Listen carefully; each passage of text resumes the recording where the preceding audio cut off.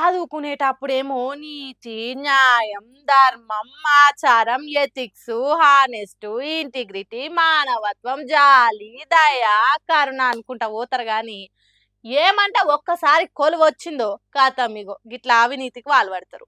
ఇంకా ముందు ముందు ఎన్నెన్ని దారుణాలు చూడాల్సి వస్తదో ఏమో పాడు. ఇప్పుడైతే గీ దారుణం చూసి తరించుండ్రి.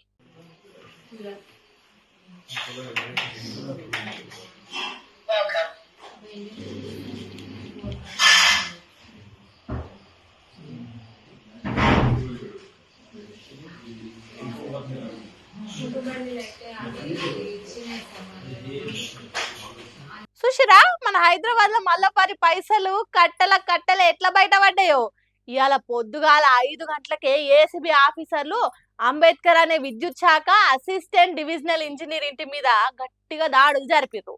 ఇక తెలివిగల్లోళ్ళు వాళ్ళ ఇంట్లోనే అంత దాచిపెట్టుకోరు కాబట్టి వాళ్ళ చుట్టాల ఇండ్లు ఆఫీసులు కలిపి ఇంకా కొన్ని జాగాలలో సుత సెర్చ్ చేస్తే ఇట్లా బంగారం కుప్పలు నోట్ల కట్టలే బయటకు వచ్చినాయట. మరీ ముఖ్యంగా ఓ చుట్టాల ఇంట్లోనట దగ్గర దగ్గర 2 కోట్ల మీదనే దొరికినాయట.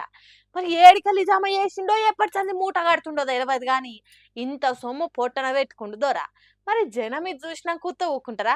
ఏమిరా బాబు, విద్యుత్ శాఖలో ఏడి కాగానే గింత పైకం ఏడికెంచి వస్తుంది, జీతం గా తీర్లు ఇస్తారా లేక ఇంకా ఏరే తీర్ల అవినీతి దారులు ఉన్నాయా అని డౌట్ల మీద డౌట్లు అడుగుతుర్రు.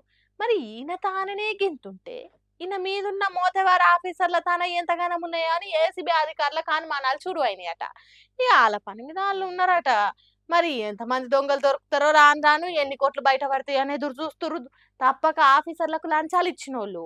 ఇక పబ్లిక్ ది మాత్రం ఒకటే మాట, మనం ఇంత కష్టపడి కరెంట్ బిల్లు కడుతున్నాము గా పైకం ఇట్లనే ఎవరి జోబులో పడుతున్నాయో చూడుండ్రి సార్లు అని మండి పడుతుర్రు.